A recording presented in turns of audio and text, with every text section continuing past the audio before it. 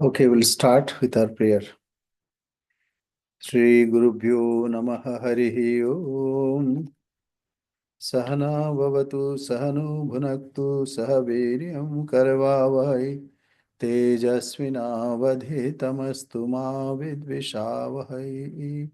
Om Shanti Shanti Shanti Harihi Om.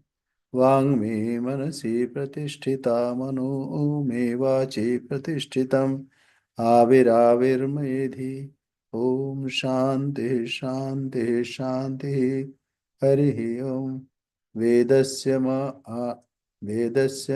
आणिस्थः श्रुतं मे मा प्रहासि रणेनाधीतेनाहोरात्रान् सन्दधामि ऋतं वदिष्यामि सत्यं वदिष्यामि तन्मामवतु तद्वक्तारमवतु अवतु अवतु माम् अवतु वक्तारमवतु वक्तारम् ॐ शान्ति शान्ति शान्तिः. In Kathopanishad there is a mantra न नरेण अवरेण प्रोक्त एष सुविज्ञो बहुधा चिन्त्यमानः अनन्य प्रोक्ते गतिरत्र नास्ति अणियान् ह्यतर्क अनुप्रमाणात्. Now the thing is Atman, self. What is its size? Now what is being said here in Kathopanishad? It says the self is not certainly adequately known. What we know the object of senses. And that also is not adequately known. Whatever we know, it is not complete. But here, knowing the knower, that is a big challenge. How you can make knower your object of knowledge? Vijñātāram are kena vijaniyat. So lots of speculations are there. And what kind of speculation? When taught by one who has become identified with it, there is no further cogitation with regard to it, for it is beyond argumentation, being subtler even than the atomic quantity. So this is, in the previous, the references that so many ways it has been said, and it's very difficult to conceive.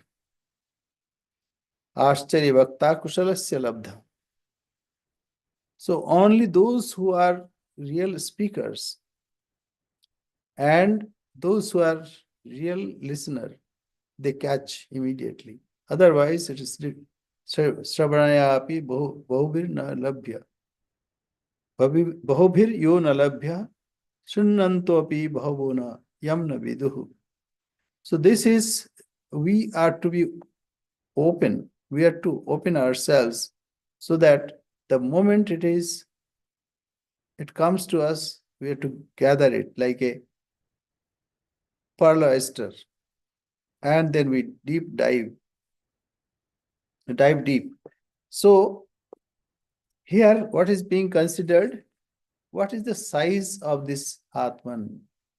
Is it small? Is it big? Or it is what kind of thing it is? First, it is not a thing. Therefore, this will go through quickly because we don't want to spend much time on it. We'll go to our object directly. So anyway, we should not avoid also, because these are the pertinent questions. So what is that? That Prabhakar. We have gone through this, but a little, let us go back. The followers of Prabhakar and Prabhakar, followers of Prabhakar and the logicians state that, Tarkic logicians, that Atman is by nature unconscious. It is absolutely like Akasha. It is, yes, it is a substance like Akash, and consciousness is its attribute, as sound is an attribute of Akasha. So this is, and like let us go through, and then whatever is important we'll talk about. So Akasha means like it's a matter. Ichha, dvesha, priyatnascha, dharma, dharmo, sukha, sukhi, tat samskarascha, tasyeti, gunash, gunaha, chiti, vadirita. They state that not only consciousness but also desire, aversion, effort, virtue, vice, pleasure, and pain, ichha, desha, sukham, dukkham, sanghatas, chetana, dhriti, various uh, various conditions are there. And also the impressions are the attributes of the Atman. Ichha, dvesha, sukham, dukkham. Like we have desire, or we are averse with something. We like something, we don't like something. So according to them, these are the qualities of the self. But actually, these are not qualities of self. In the presence of self, the jiva experiences this. It's because of his previous impressions. So we'll go forward. Atmanah manasa yoge sadrishta vashatah gunaha jayante atha praliyante sushupte adrishta samshayat. According to them, according to them, Atman and the mind combine together due to the effects of previous actions. And this combination produces the different properties. So what is they say? So Atman and the mind combine together due to the effects of the previous actions. So it is a like cause and its effect, cause and its effect. Because of that, Atman attaches with mind. Atmanah manasa yogi. So mind is attached with Atman, the self. Swadrishta vashatah guna. Because this is, it looks similar. And this combination produces the different properties. When the past karma ceases to operate as cause, past karma, like whatever we do, we create a cause, and that produces this. Say like, I have some liking for music. So this I have cultivated. So this is a cause for liking some music and not liking some music. So this is past karma ceases to operate as cause, because that's now cause has become the effect. The jiva goes into deep sleep and the properties too become latent. Okay, so we go forward. This is like he's introducing. Now, chiti matva chetanoha. I am ichha dvesha priyatnavan syat dharma dharmayoho karta bhokta dukhadi mattatah. The Atman possesses intelligence and is therefore called intelligent. It manifests intelligence in the form of desire, aversion, and effort. As a doer, it performs good and bad deeds and is in consequence the experience of pleasure and pain. What is being said? So Atman, so it is also intelligent. So it has intelligence. Atman has intelligence. So, like, think what they are thinking. So Atman is like any object. So it has some properties. What are the properties? Intelligence. So it is not like that, but this is their opinion. Is therefore called intelligent. It manifests intelligence in the form of desire. So how? So desire means ichha. Like I like something. So I want to have that. Whatever I like, I want to have that. That is desire. Aversion, what we don't like, we try to drive it away. So that is aversion. And effort. So I can do something in certain way. I can do the other way. Even I cannot do. Kartum, akartum, anyatha va kartum shakyam. That means I can do something. I can avoid that. And also I can do in my own way. So these are various manifestation of desire and kartritva, bhoktritva. But in Atman, these are not there. It is only in its presence, the enjoyer or the karta, doer, it happens to that. That means to jiva it happens. Yatha atra karma vashatha kadachit ka sukhadikam तथा लोकांतरे देहे कर्मणिच्छादि जन्यते. In this life, subject to action, Atman sometimes experiences happiness. So too, when it takes birth in order, in other bodies, desire, etc., arise due to karma. So, according to them, by the power of actions in the life, a desire may be produced for another life. So, like, if someone sees that somebody is very rich or very intelligent, so one wants to have, okay, let me also have the riches. So, what in this life he cannot do, so he goes to the next life. Or if he sees that somebody is a great musician, oh, I want to become that. So, this desire drives that person to the next life. Yathatra karma vashata. So it is bound by the karma. And what happens when the desire comes? Then he works for it. He tries to achieve it. And what is for? It is for his pleasure.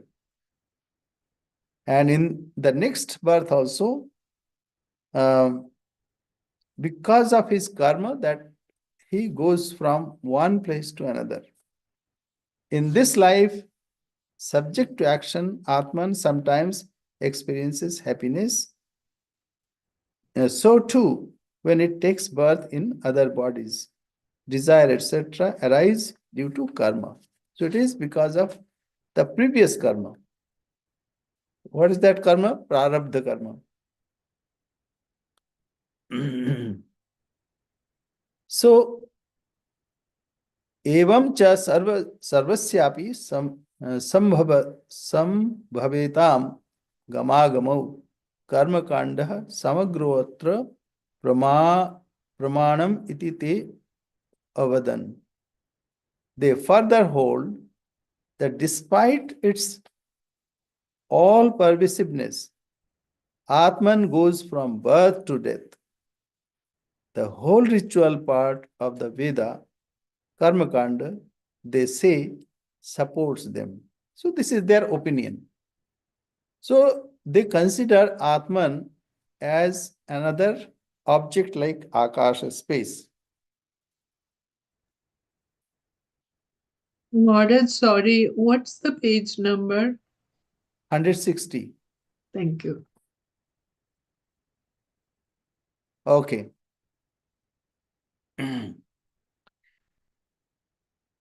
So next we go. This is the views of others, especially Prabhakar, the disciples of Prabhakar.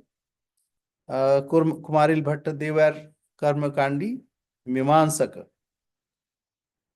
And in the beginning, they were like atheist, but because of Kumaril Bhatta, uh, they they uh, uh, they understood the importance of karma kanda, and then they were attracted to that. That's why Mimansaka. So anyway, Anandamaya koshaha ya sushupto parishishyate aspashta chit sa atmisham purva kosho asya te gunaha. The first of the sheaths, the bliss sheath. So, like we know that there are 5 sheaths. One is Annamaya kosha, that is the body, and inside that there is Pranamaya kosha, that all activities happen, and then inside that is Manomaya kosha, all that all the thinking, planning, cogitation, all these happens in mind. Then intellect. There we have uh, Nishchayatmika vritti, Vijnanamaya kosha.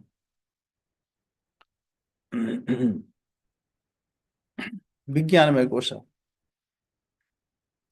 Vijnanamaya kosha is that by which we decide this is this and not this. And then Anandamaya kosha, where we experience joy. So these are the 5 koshas. So here, Anandamaya kosha ya sushupto parishishyate. The first of the sheaths, the blissful sheath, which persists in the state of deep sleep and which does not manifest consciousness fully, is taken as Atman by the followers of Prabhakar and some logicians. What they state to be the nature of the self is, in fact, characteristics of the bliss sheath. So various views are there, as I said in the beginning, and but this is not like that. It is sarvagatam. Atma is sarvagatam. Sarvagatam cha nityam. And then nishkalam, nishkriyam, Shetashvatar Upanishad. So what it is? This cannot be compared with anything. As Sri Ramakrishna said, that everything is got spoiled. Sharp jinish eto hoye geche. That means when we touch with our mouth, then it is polluted. But Atman has never been polluted. But is it beyond our approach? No. Actually, our real being is the self. What we are trying to find out by cultivating this, we want to find what is this real being. We identify with our body, so we need to discard. So this identification is misleading. So we need to discard that. Then we identify with our vital forces, pranamaya kosha, and that also to be discarded, because this is subtler than all the physical activities. Then we find ourselves as mind, manomaya kosha, vijnanamaya kosha, even anandamaya kosha. Because when we are in deep sleep, we have no sense of body or mind or anything, even intellect. Only we have awareness that we are joyful. But that awareness is also outer, because that is experienced. What is that which experiences? So we are to reach there. So Anandamaya Koshaha Ya Sushupta Uparishishyate. In Sushupti, that remains the first of the sheaths, the blissful sheath, which persists in the state of deep sleep and which does not manifest consciousness, because it is not it we experience the joy, but that is joy sheath, that means the blissful sheath, it is not the conscious, it cannot experience itself. So aspashta chit sa atmisham purvakoshu asya te guna. So the first of the sheaths, the bliss sheath, which persists in the state of deep sleep and which does not manifest consciousness fully, is taken as Atman by the followers of Prabhakar. So they take it. But Vedantin will not stop there. And some logicians, what they state to be the nature of the self is in fact characteristics of the bliss sheath. So they say, no, it's very joyous. So joy, that what is being experienced, the experience, we are interested in experiencer, not experiences. But they identify with that. Anyway, we will go forward. Gudham Chaitanyam Utprekshya Jarabodh Sarupatam Atmanah Bruvate Bhatyashchit Prekshas Stitam Smrite. Now Bhatt, Kumaril Bhatt, the disciples, followers of Kumaril Bhatt. So the followers of Bhatta, they are also Mimamsaka, hold that consciousness is hidden in Atman. And that is so, like this, another quality hidden in Atman. And that its nature is both consciousness and unconsciousness. This is inferred from the fact of the remembrance of sound sleep by the awakened man. So, like what we say, Sukham aham aswapsam nakinchit avedisham. I slept so very well that I did not know anything. So according to that this, because we experienced and also we did not know fully. So that is why they say it is consciousness and also unconsciousness. The followers of Bhatta hold that consciousness is hidden in Atman. That is why sometimes it is conscious, sometimes it is not conscious. So when it is expressed, then it is conscious. And when it is not expressed, it is hidden. And that is that its nature is both consciousness and unconsciousness. This is inferred from the fact of the remembrance of sound sleep by the awakened man. So both are Mimamsaka. Now, Jadaha Bhutva Tada Apswapsam iti Jadhya Smriti Stada Vina Jadhyanubhutim Nakaschit Upapadyate. I became unconscious and slept. So Sukhamaham Aswapsam. So I became unconscious and slept. Such feeling expresses the memory of that inert state. So what is that state? Like inert. In that inert state, I was sleeping.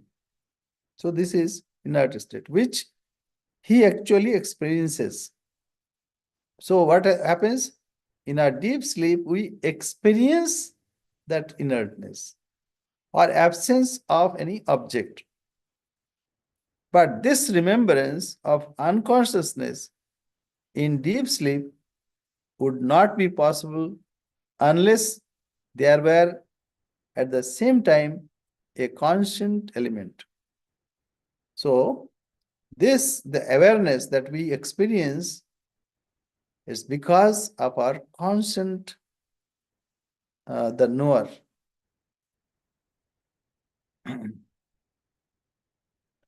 So we go forward because otherwise you have to go quickly. द्रष्टुर दृष्टार लोपश्च श्रुतः सुप्तो तत्स्वयं अप्रकाश प्रकाशाभ्याम आत्मा खद्योत विद्युतः.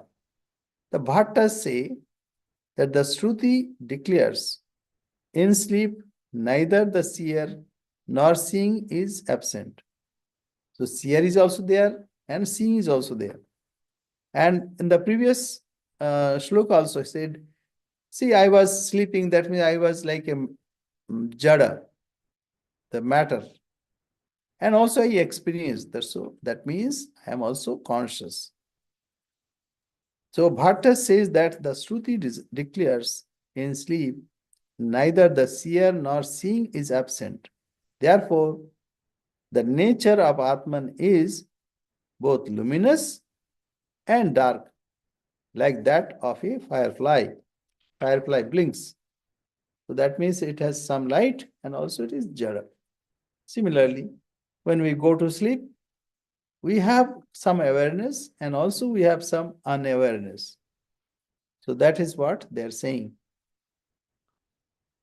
Now, niranshasyo abhayatmatvam na kataschit ghattishyate.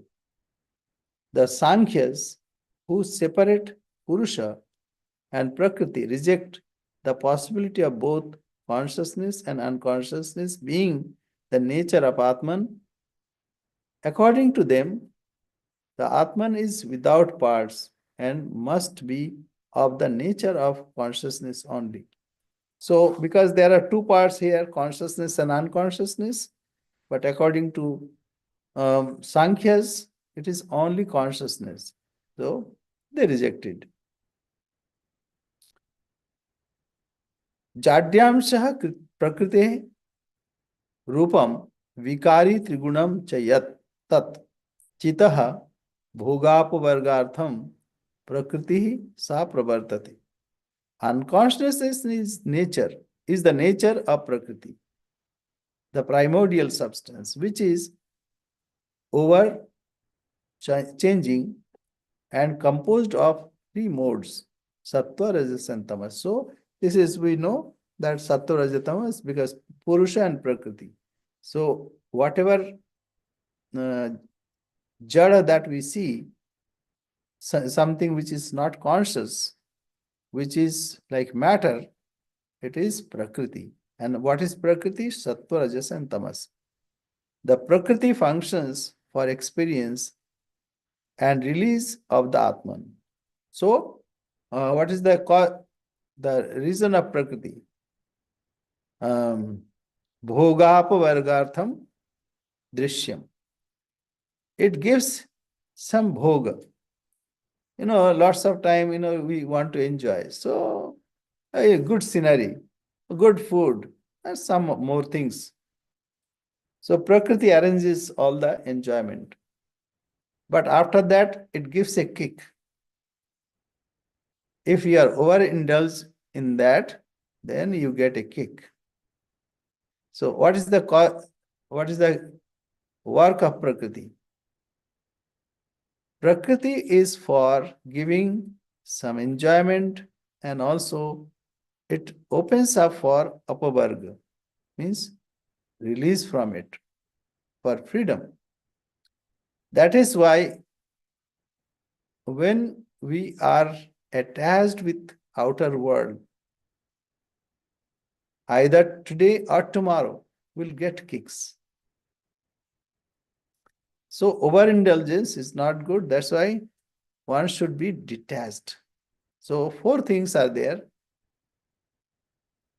One is that the senses should be under control. And then one should be detached. Why detached? Because if one is attached, that progress will be hampered. Say like you're driving, and if the tire got attached with the road and stuck somewhere, then it will not move any further. And what will happen even if you try uh, to give some force, but you cannot do it.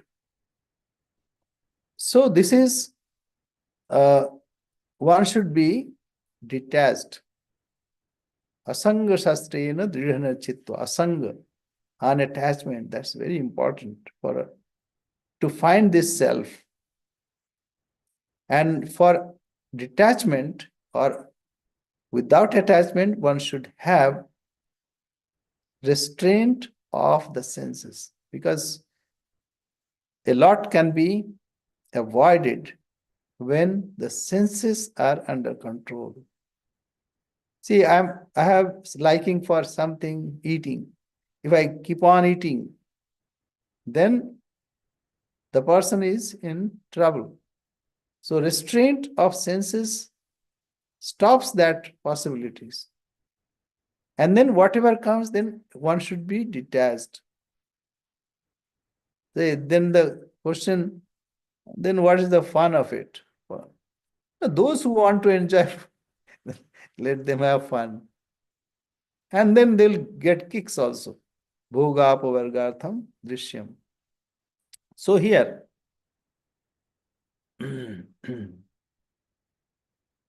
uh, through Purusha is non-contractable and pure.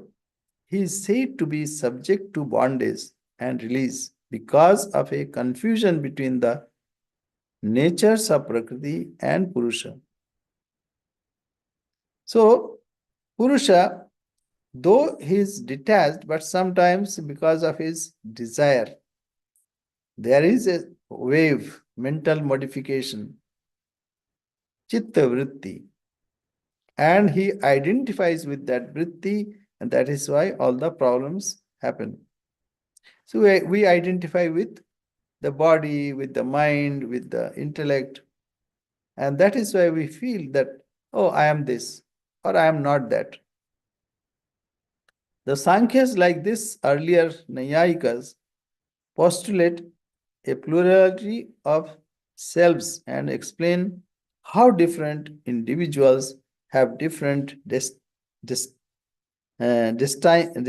to fulfill in this life. The release of the individual Purusha is due to his knowledge of his real nature. So when Purusha knows what he really is, then he is free. Why? Because then he knows that he is not under the spell of anybody or any prakriti. So I'm going quickly, otherwise, that we'll lose interest. Mahata paramabhyaktam iti prakriti ruchyate. Now, that Gita says, and Kathopanishad also says, uh, that indriyabhya param manah manashastu para buddhi yo buddhi partastu saha. So in Upanishads, these are discussed thoroughly. What he is trying to do, he is presenting all other arguments and then discarding those, then Vedantic view will be established. So Mahataha param abhyaktam iti prakriti uchyate. What is prakriti? Prakriti which is beyond Mahat. Now, how we understand this? Swami Vivekananda gave a wonderful um, say like um, imagery. Or example, say we get up in the morning. So first, we don't identify where am I, what, and where is this place. So when everything is together, it is not distinct. When it is not defined, not separated. Oh, this is my table, this is my chair, this is my this and that. So everything is merged. That is Mahat. And separate, then what happens? Then we project five bhuta, panchabhutas, and combination of those becomes gross panchabhutas we perceive through our five senses. So this is the Prakriti and Vikriti. So Mahat, from Mahat, this Panchabhuta and Panchatanmatra, Pancha Prana, Pancha say Indriyas and Karmendriyas. So all this total is 24 Vikritis and Manabuddhi Chitta Hankar. So Mahat when it is all together, Param Abhyaktam. Param Abhyaktam is supreme, which is unmanifested.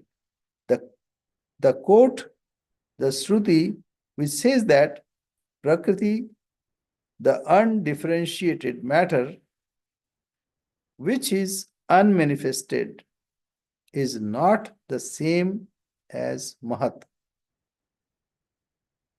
So,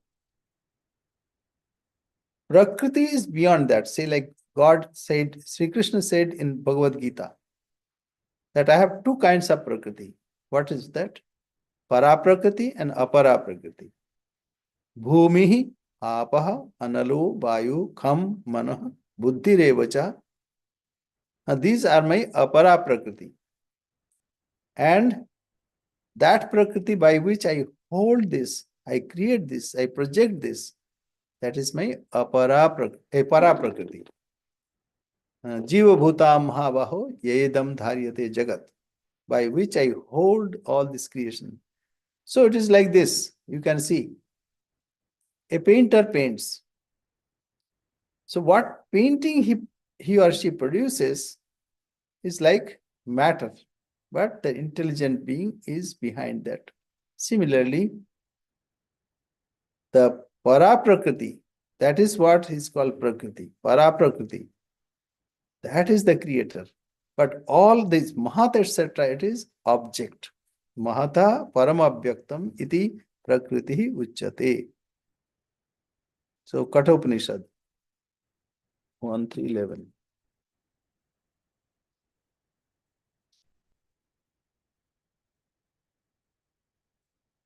Let me quote that one.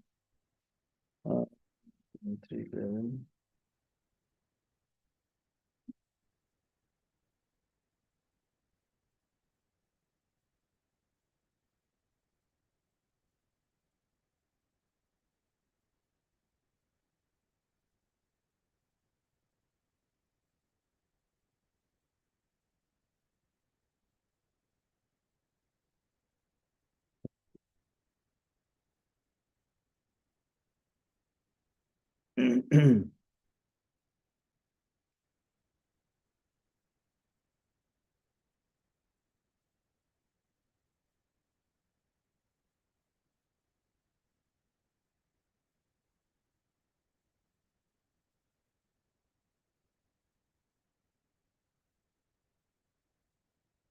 Mahatah Paramabhyaktam. Indriyabhya, that I quoted earlier, but let us have this. Indriyabhya Parahi Artha. So first senses. So we have senses, not this outer gate, but inside that is our senses.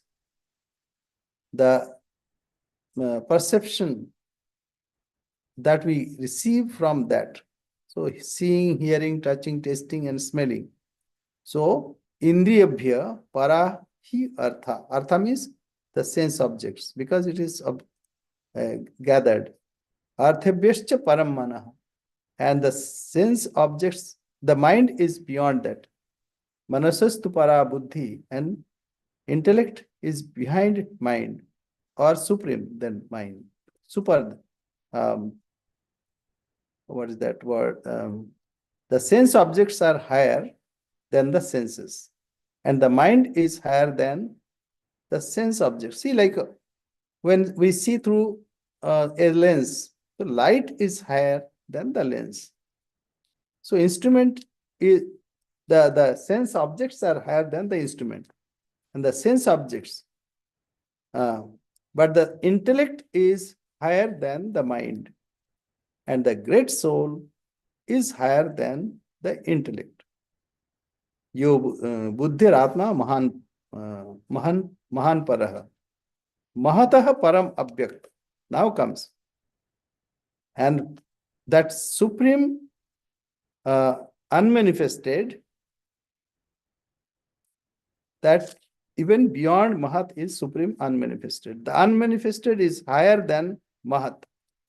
The Purusha is higher than the unmanifested. So it is beyond Prakriti. There is nothing higher than the Purusha. He is the culmination. He is the highest goal. So Purusha is beyond in the Para Prakriti. Para Prakriti means the creator and absorber or sustainer, creator, sustainer, and absorber. So that is being said here. Mahatah param abhyaktam iti prakriti uchyate. Shruto asangata tatvat asangaha hi yatah sputa. So they quote that Shruti which says that Prakriti, the undifferentiated matter which is unmanifested, is not the same as Mahat, the undifferentiated matter, and that the spirit is unattached and pure. So the self is unattached and pure. So here, Mahatah param abhyaktam iti prakriti uchyate. So they say that Prakriti, the unmanifested. So Prakriti is also unmanifested. Mahat is unmanifested. And Prakriti, what is Prakriti? That's, think of that, which is, like when we come out of sleep, then nothing is differentiated. And then everything is together. Behind that, because whatever comes from that is Prakriti. Para Prakriti. So unmanifested matter, which is unmanifested. The undifferentiated matter, which is unmanifested, is not the same as Mahat. The differentiated matter, and that the spirit is unattached and pure. Anyway, we'll go forward. Chit sannidho pravrittayaha. The yogis postulate the existence of Ishvara, Prakriti. Prakriti functions owing to the proximity of consciousness, and Ishvara is the controller of Prakriti. He is the quite distinct from the superior to the jivas, says the Shruti. Like in Bhagavad Gita, it is said that I control my Maya to create this.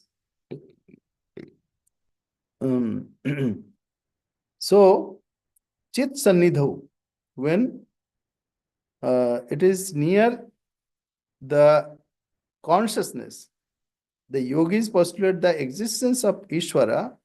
Prakriti functions owing to the proximity of consciousness. So Prakriti, when Prakriti functions, you can see that Sri Ramakrishna gave example. A man is sitting in his parlor and there is a function. So wife comes and asks for various things. And Purusha only nods. But in his presence, everything happens. So here, the wife is like Prakriti. And in the presence of Purusha, everything is functioning.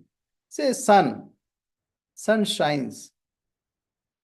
And because of shining of sun, people go to work and work there, come back, and then when sun is not visible, then they go to sleep. So it is in the presence of the Purusha that Prakriti functions. That is the point. The yogis postulate the existence of Ishvara. So who is Ishvara? Who ordains Prakriti? Prakritim swam avashtabhyam visrijami punah punah. So I create controlling my Prakriti. So this is in Bhagavad Gita. So Ishvara is the controller of Prakriti. He is quite distinct from and superior to the Jivas, says the Shruti. Jiva is Mayadhin, under the control of Maya. Ishvara is Mayadhish. He controls the Maya. Say magician. Magician is the controller of his magic. And those are spectators. They are under his spell. So, Jivas are under Prakriti, but Ishvara takes the help of Prakriti to create this world. Now, we go forward.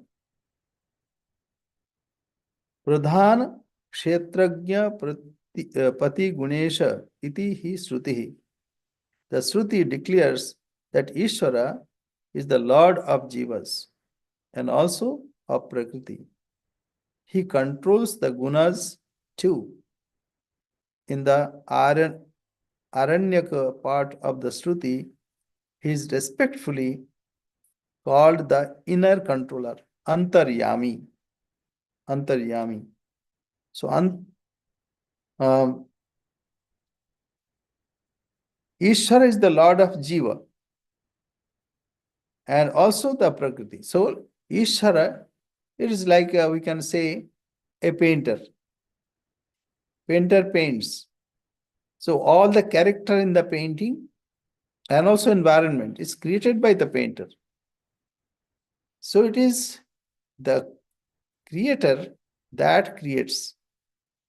And the creation is under the control of the creator. Okay. So we go forward. Atrapi kalahayante vadinah swaswa yuktibhi vakyannapi yatha pragyam dadhyayor da udaharanti hi. Here too there are many philosophers who by their arguments maintain different views about Ishvara. They quote suitable texts from the Shruti and interpret them according to their light. And in the beginning, as I said, there are so many views. What it is, because this is the central point. We have to discover our real nature. And if we can discover our real nature, then the whole this creation comes to a knot. It's like if you can pull that, what is it called?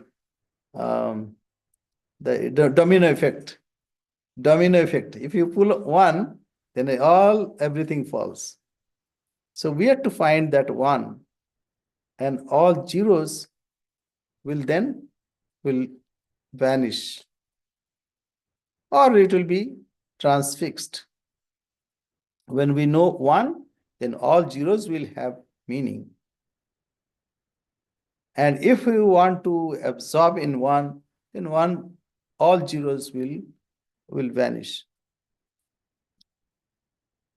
So Klesha karma vipakais tadashair. So, according to Patanjali, Ishvara is a special Purusha, free from miseries, actions, birth, and death.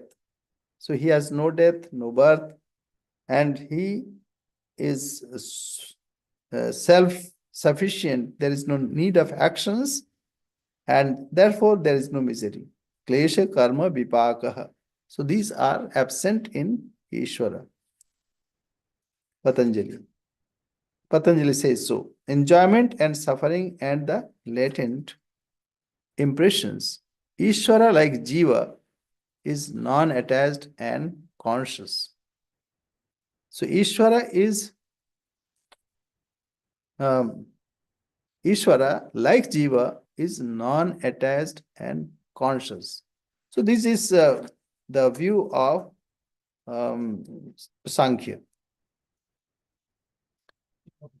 Huh? Yogis, yes. Yeah, Sankhya and Yoga, yogis, correct.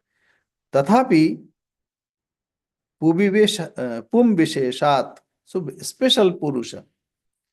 As person with a special nature, Ishvara rules the universe. So it is Prakriti Leena Purusha who, um, who is considered as Ishvara. Without his rulership, there would be no one to regulate bondage and release. So why this is being said? Because in um, Sankhya and Yoga, they have Bahu Purushavad. Purushas are many. Why Purushas are many? Because see, I am separate than you, you are separate than me. So all these are various. But Vedanta does not admit that. Vedanta says that I am the knower of field in all kshetras, in all fields. It is unified one. It may take different form. Water may have bubbles, but it is part of water. Energy may have various manifestation, but it is energy and energy alone. So sometimes it's light, sometimes it's magnetism, or other forces. So various forces are there, but it's manifestation of same thing. So this is about that. Now we go to now another quote is coming from Taittiriya. Bhisha smad vata pavate, bhisho deti surya, etc. The Shruti declares that nature functions in fear of Ishvara. He is the ruler through unattached, though unattached. The rulership is appropriately vested in Ishvara. So Ishvara controls. Otherwise, as we have seen in Sankhya and Yoga, if many Purushas are there and many perfected beings are there, and if they are controlling, then there will be conflict. To avoid that, for a kalpa, one Purusha becomes the Ishvara. So that according to them, he is the ruler through, though unattached. The rulership is appropriately vested in Ishvara, who is not affected by sufferings, works, and so forth. Klesha karma vipaka, etc. Jivanam apya asangatva. It is a fact that the jivas too are not affected by suffering, etc., as they too are unattached. But when they fail to comprehend their real nature, they imagine that they are affected by sufferings, works, and so forth. Klesha karmadi. So jivas also have got similar thing, but sometimes they are confused and they attached with the things of the Prakriti and they suffer. The logicians deny the controlling power of Ishvara because he is detached. they invest him, with the qualities of eternal knowledge, effort, and desire. Uh, the logicians deny the controlling power of Ishvara because they say no, Ishvaras cannot control. Why? Because he's detached. He's detached. So why have to control? Control means you have to engage with it. If you are not engaged, like here, the president here is very much engaged, so controlling. Eh? And if he is detached, so nothing happens. So logicians deny the controlling power of Ishvara because he is detached. They invest him with the qualities of eternal knowledge, effort, and desire. So, niyandrita, asangasva, nitya jnana prayatna. So, it is knowledge. So, and eternal. Anyway, we'll go forward. It's Pum visheshatvam apyasya gunaireva na chanyatha. They say that owing to his possessing the three qualities, Ishvara, no guna, not qualities, three gunas. Ishvara is the Lord of the universe. In support, they quote the Shruti verse. He has true desires and resolves. Sankalpa, Satya Sankalpa.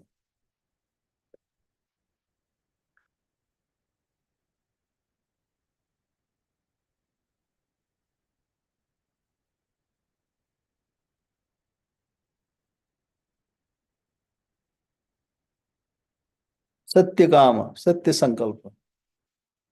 So he is, so they say that owing to his possessing these three qualities, three gunas, Ishvara is the Lord of the universe because universe is made up of three gunas. In support, they quote the Shruti verse. He has true desires and resolve. So Satya Sankalpa and Satya Kama. So whatever he desires, that happens. So, like in Christianity, they say, let there be light, and light was there. So this desire, because whatever he desires, then it happens. And Satya Sankalpa, whatever he resolves for. Nitya Jnanadi Matyasya Srishtireva Sada Bhavet Hiranyagarbha Ishopi Lingadehena Samprita Sangyuta. Ishvara being endowed with eternal knowledge and other cognate attributes must be ever engaged in the creation of the world. He must therefore be Hiranyagarbha, who is endowed with a subtle body. So Hiranyagarbha Samavartatagre Bhutasya Jatha Patirekam Asit. So there, we have discussed about Mahat. So similar, Hiranyagarbha is also conceived. Hiranyagarbha means golden womb. From there, the creation starts. Just imagine our case also. We are in deep sleep. Now something happens that we are towards waking. And when we are awake, before that, what happens? We create, we project. So we can understand through our own experience. Say, like, let us take the other way. We go to sleep in the night. So first, what happens? All the senses are withdrawn. Sense objects also with it is withdrawn. Then it merges in something which is unified. And then it goes even beyond when we are in deep sleep. And the reverse thing happens when in the morning we come out of it. So we can imagine Mahat Hiranyagarbha like this, various stages, or Prakriti and Purusha. And Purusha, Prakriti also two types of Prakriti. One is Apara Prakriti, what is object, the projected out, and the projector. So this is Apara Prakriti and Para Prakriti, but behind that is the Supreme Purusha. So this is, we can understand through this. Ishvara being endowed with eternal knowledge and other cognate attributes must be ever engaged in the creation of the world. So Ishvara, see, like in our individual case, we have not full knowledge, so we cannot create whatever we want. But the knower, that means the creator, God, Ishvara, he has that knowledge, he projects that. That is why in the Upanishad it is said that tapasa chiyate brahma. Tapasa chiyate, say, in the beginning of creation, he starts meditating and then he creates. So meditating and then creates means you can see also, like a painter, first the painter thinks what is to be painted, and then he paints. He or she paints. Similarly, what he wants to project, even we project as we desire. We want to fulfill some desires, so we create those things. We have a desire to visit some place, so that place is created. So, we go to the next. Udgita Brahmane tasya mahatmyam ati vismritam linga satte api jivatte nasya karmadya bhavata. The glory of Hiranyagarbha has been given in detail in the Udgita Brahmana. He, the totality of all subtle bodies, is not the considered as jiva because he is free from desires and karma. So these are various ways of saying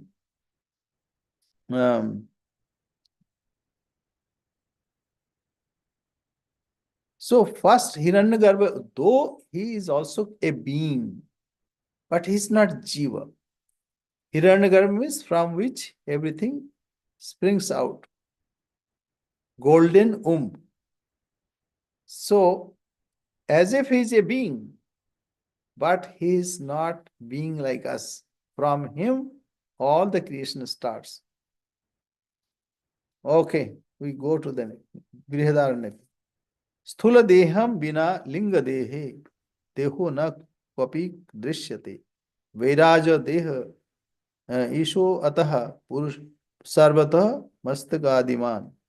The worshippers of Virat, hold that no subtle body is seen without a physical body.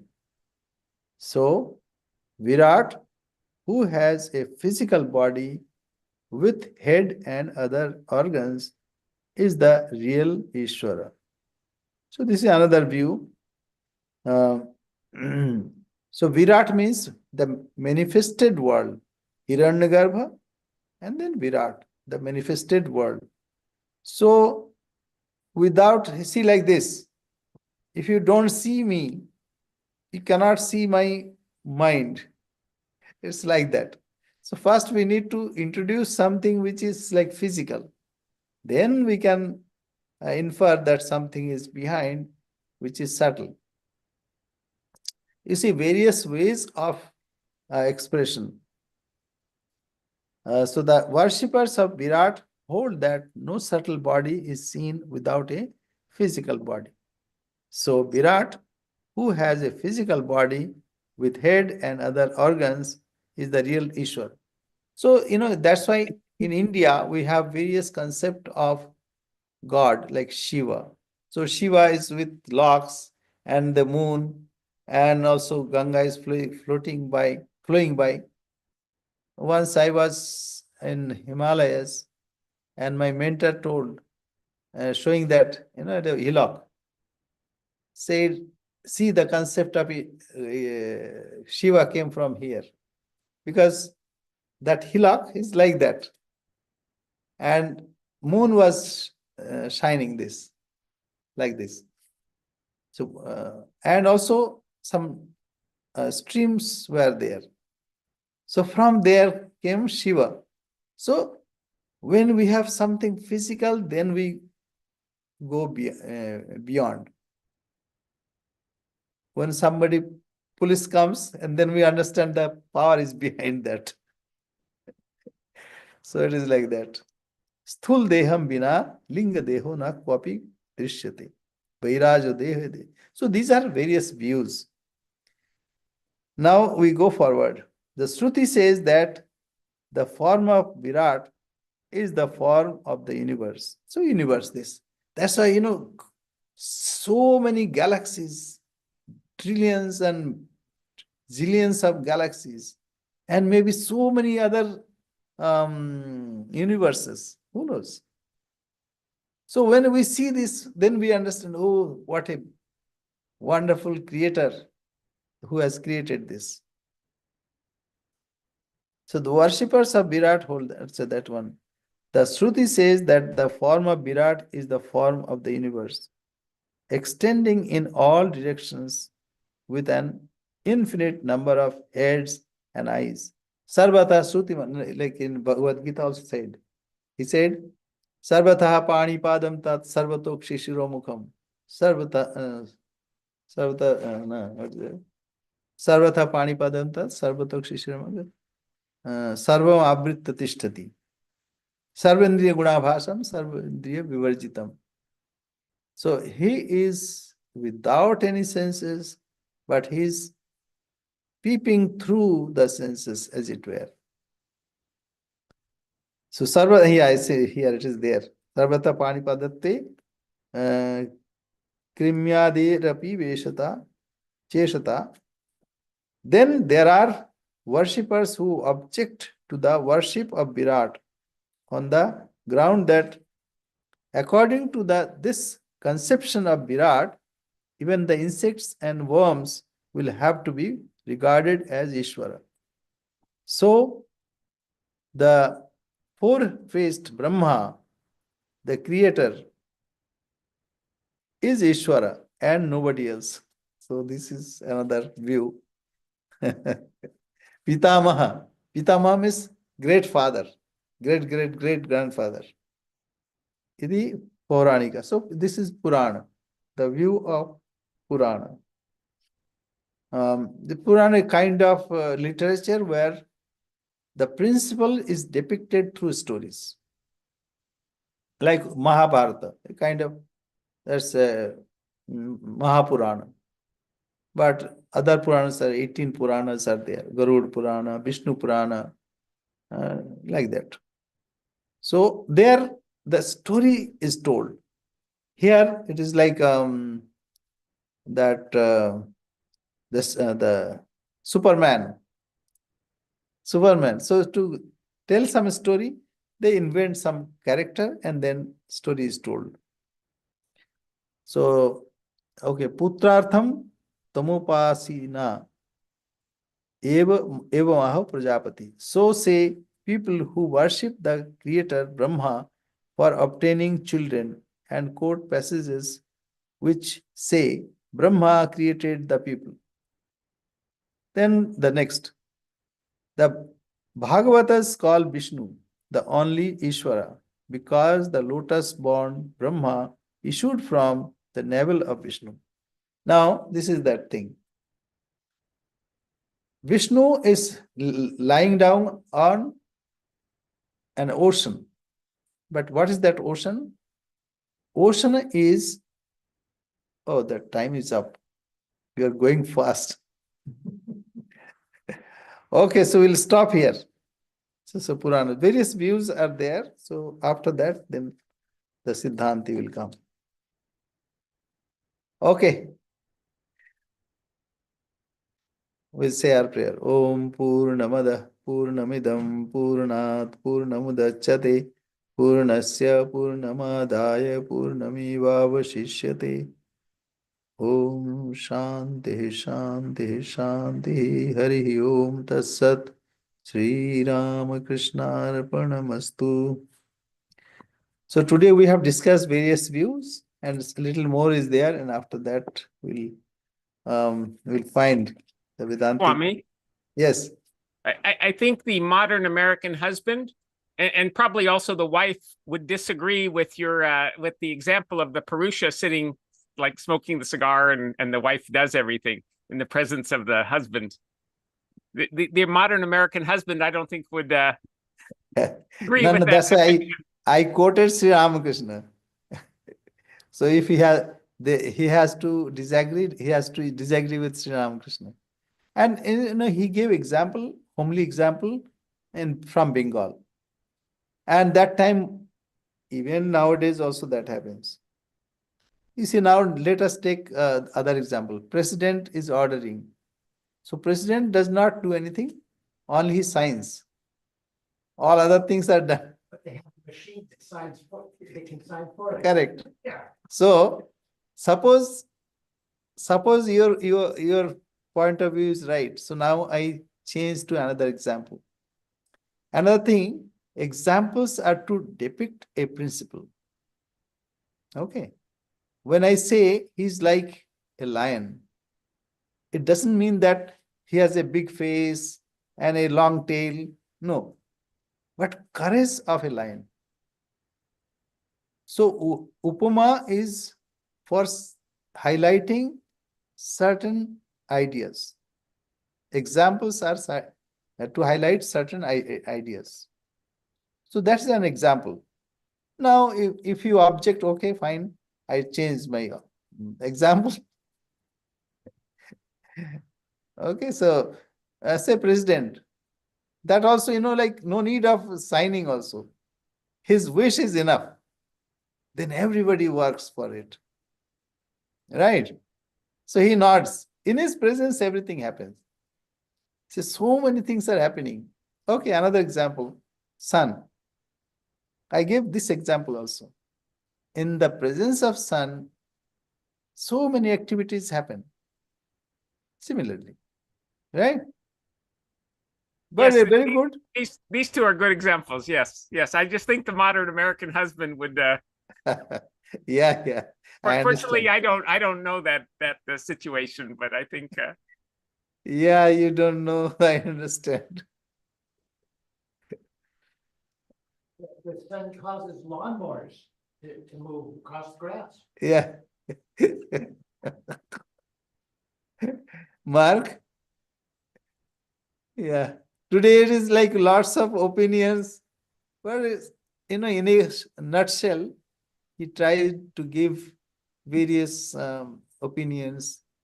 And it is good to know the various opinions than the Vedantic view.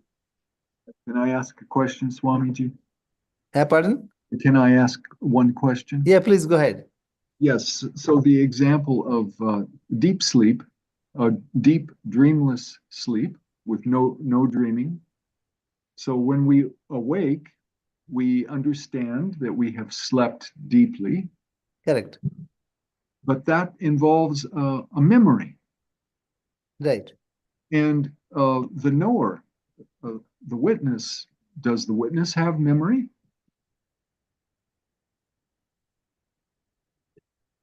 Witness has memory. Yes. Whatever we experience, that we have memory. Say you came here to Vedanta Society. And you can even certify this. Why? Because you came here. And this embodied self has got that instrument. That's called memory. Embodied self means jiva. Jiva is with gross, subtle, and causal body. So causal body has memory. And extension of that is the gross body. So the witness, we experience, even we are talking like this, and this is because we are conscious. So when we are sleeping in deep sleep, we experience. And whatever we experience, we have memory. Otherwise, how can we relate? If there is no memory, but it is the feeling, memory of feeling. What that feeling is, oh, it was so nice that I did not know anything. So absence of object is the memory. But this self is never obliterated. That is the point. The self is never obliterated. It is present in all the, say, in our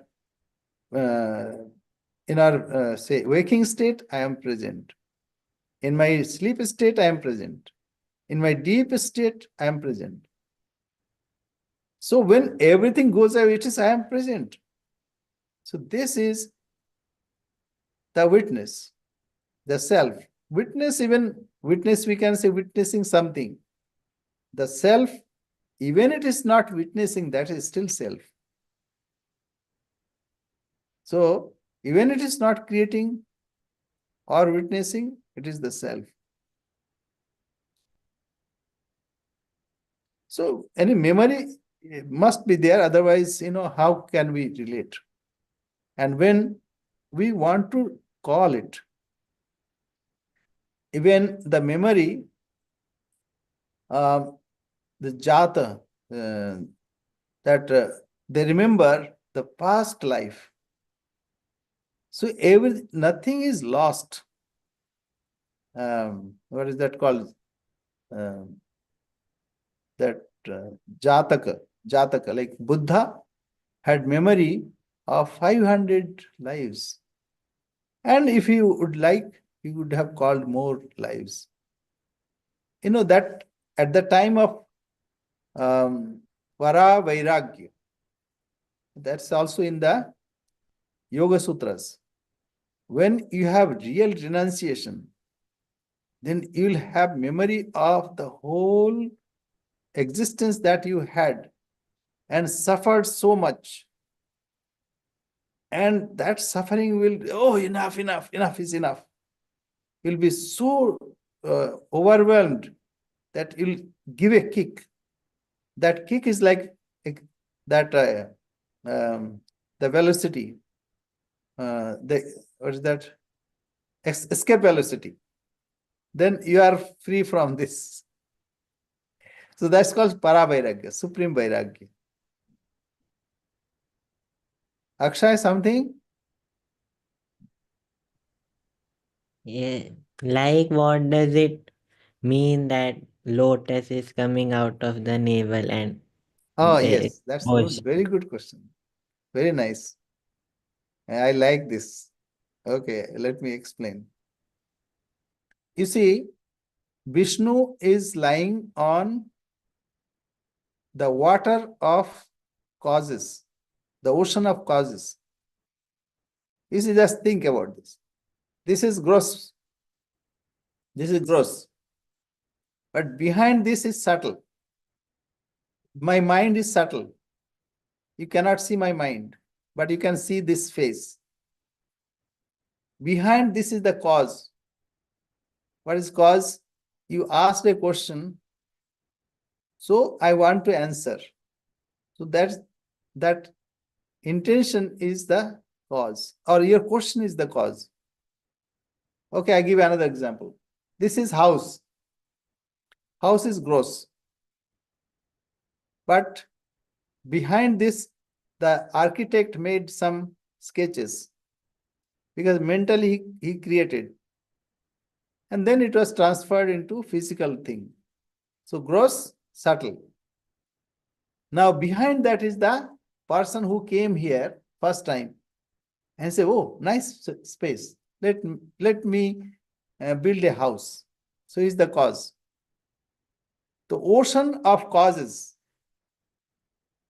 Vishnu is lying down. Vishnu is all pervading. Vishnu is not a man. all pervading. Causes are in him. Causes are in him because he is holding everything. Because he is all pervading, Vishnu. Okay, now comes, see, I am talking. This is gross. I am talking. Why I am talking? How I am talking? I am gathering my words and using my jaws to produce some sound. So that is subtle. Gross, subtle. But when I am speaking, I am pressing my navel. Okay, Akshay, if you say something, how you should say? Actually, it is coming from there. The creation happens from there. Now, speech has 4 kinds. Para, Pashanti, Vak, and Vaikhari. Para means supreme. Supreme means like Vishnu. And Pashanti and Vak and Vaikhari. Vaikhari when I am speaking. So when it is being produced, thought of, and then produced, comes as it were from navel. That is why the Brahma is conceived as on a lotus from the navel. Because you can try to speak something, your diaphragm is to be compressed. For that, you need to press your belly button, that area. So creation starts from there. And even the outer creation that happens below that. So this is a great secret. And our teachers, the rishis, they have given some signs so that ordinary human being also can understand. And later they understand. This churning of the ocean, this is also a great story. Even churning is happening now. Churning of east and west, and then some great, say, gems also came out and poison also comes out. So Shiva is there to take the poison. So these are various principles depicted in our Puranas, in ordinary stories. Swami, we may not have time, but what's the difference between Vairagya and Para Vairagya? I didn't quite understand. Okay, Para Vairagya means supreme Vairagya. How is that different from Vairagya? Supreme Vairagya means enough is enough. Like sometimes we have Vairagya, no, I'll not eat today. But then tomorrow, I eat again. But that supreme Vairagya means enough is enough. Escape velocity. The aircraft that is within the atmosphere, it will come back. But when it escapes the gravity, then it goes away. Like that, what is that? They're still going? The satellites? Yeah, like The Voyager or something? Beyond Pluto. Yeah, beyond Pluto it has gone. It is going. It'll not come back. So That's like Paravairagya. like the Jivan Mukta then is Paravaragya. Because Jivan Mukta is still in this world, but he's not in this world, totally gone. Oh, so Paravaragya is even beyond the Jivan Mukta. Yeah. Beyond means both are the same. Jivan Mukta means still he's suffering, not suffering, but because of his previous action, that's called prarabdha karma, the body is retained. Okay, you can think that escape velocity, and then that shell comes and makes a thud on the ocean. Okay. So that is Jivan Mukta. But the escape velocity, it goes on and on. It will never come back. Okay. Thank you, Swami. Jai Ma. Om Purnamada Purnamidam Purnat Purnamudachyate Purnasya Purnamadaya Purnameva Vashishyate. Om Shanti Shanti